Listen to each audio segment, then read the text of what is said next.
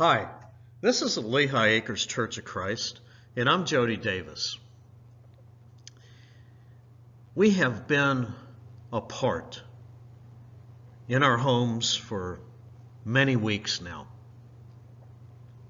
but now we're starting a very slow road, God willing, to where we can all be gathered together again, and it's a slow road, because it's dependent upon everybody's health situation, everybody's risk and potential risk, and upon the existence of this virus and how prevalent it remains. But today we start on that long road. And today a few of us who are able to gather together in a healthy way will be gathering together at the building. And at the same time, though, a great many people will be in their homes, assembled with their families and perhaps a few friends. But yet, that road is being embarked upon. This Sunday, traditionally, would be a Mother's Day-oriented lesson, or something that would point towards our mothers and uplift them. And most certainly, every mother is thanked for who they are and what they've done. But today, since we're starting on this long road, the title of our lesson simply is Meant to Be Together. And as a child of God, as a Christian, truly we are meant to be together. And this is what we'll be looking at for a little while this morning. As we turn to Acts, the second chapter, and we'll be looking at portions of verses 38 through 47, we see the beginnings of the church when that day of Pentecost had fully come and Peter declared the gospel to all mankind, God's terms for man to come to him through his Son.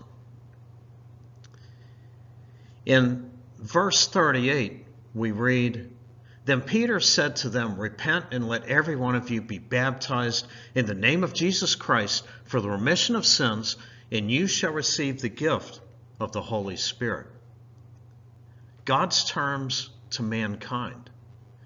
And in Revelation chapter 10, verse 10, we also read about belief and confession, confessing Jesus Christ as the Son of God publicly as being essential in this regard. So becoming a child of God, believing the gospel, repenting, turning from the world with godly sorrow to God in Christ, confessing Jesus Christ as the Son of God publicly, and being baptized into him, being buried in water, having our sins washed away, and being raised in Christ. These terms were given. And so we continue, we go down to verse 41. Then those who gladly received his word, those who heard it, those who believed, those who repented, those who confessed, were baptized. But this is what I really want us to look at. The state of the child of God. The state of those that were in Christ, beginning in verse 42.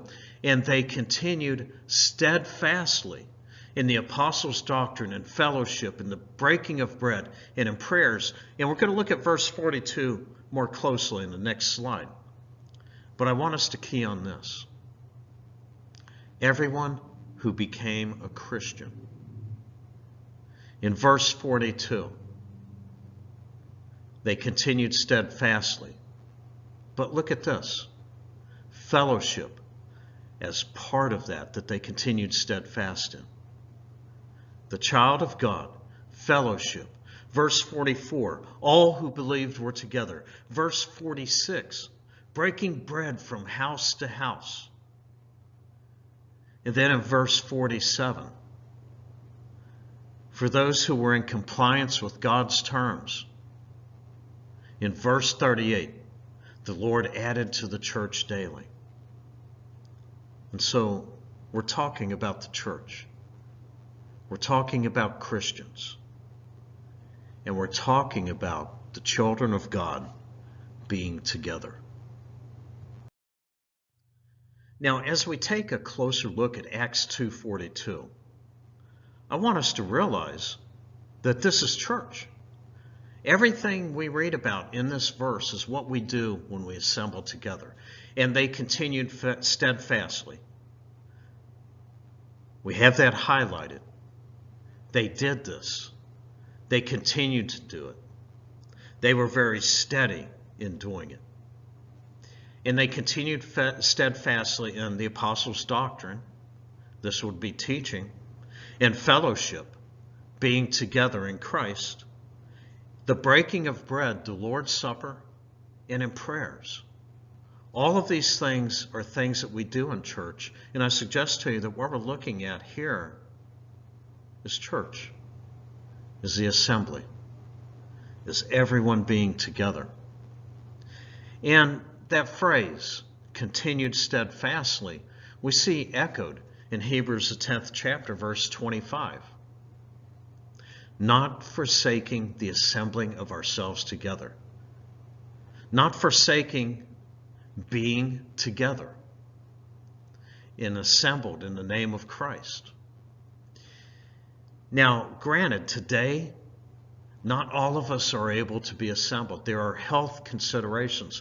There are great health concerns.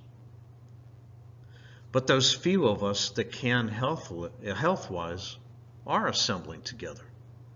And God willing, as we continue down this road in the future weeks and months, God willing, more of us will be able to physically be together. We're meant to be together. We've looked at this in Acts, the 2nd chapter, and now we're looking at it here in Hebrews 10:24 and 25. I often refer to Hebrews 10:24 and 25 as a sandwich. You have the assembling of ourselves together. Then on one side you have considering one another. On the other you have exhorting one another. Our godly duty to each other as we're together, as we're assembled together, to consider, to uplift one another, to encourage, to exhort, to urge on as children of God. So we see the Christian obeying the gospel, and we see the Christian being together with others who walked in Christ, not only in the assembly, but the picture we have here is in all aspects of our lives, but with the assembling together of the saints, that to which we're slowly aspiring back to as the central focus. Let's think of it this way. We're born together in Christ. All of us are born in Christ. We're born together in Christ. We walk together in Christ. And folks, when we look at 1 Thessalonians chapter 4, verses 16 through 17, we read that we are always going to be together in Christ. In verse 16, for the Lord himself will descend from heaven with a shout, in the voice of an archangel, and with the trumpet of God, and the dead in Christ will rise first. Then we who are alive and remain shall be caught up together. There it is, together. Born together. Live together. And now caught up together with them in the clouds to meet the Lord in the air. And thus we shall always be with the Lord, forever upon forever, with no end. Born together, living together, alive together forever.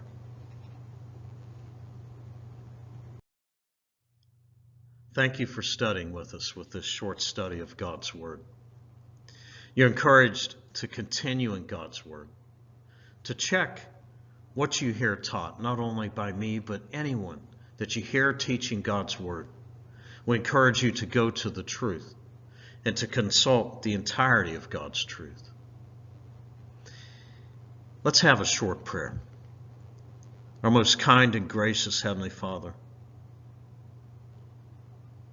thank you for everything. Father, as we consider each other at our homes, those few that are able to assemble together right now, we thank you so much for each other.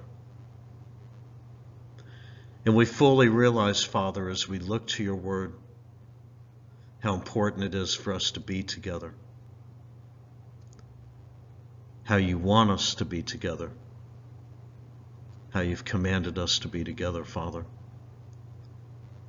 Together in life, together in eternity for your children with you, Father. Thank you so much for all the blessings you've showered down upon us. But above all those blessings, Father, your Son, and the avenue we have through your Son to come to you.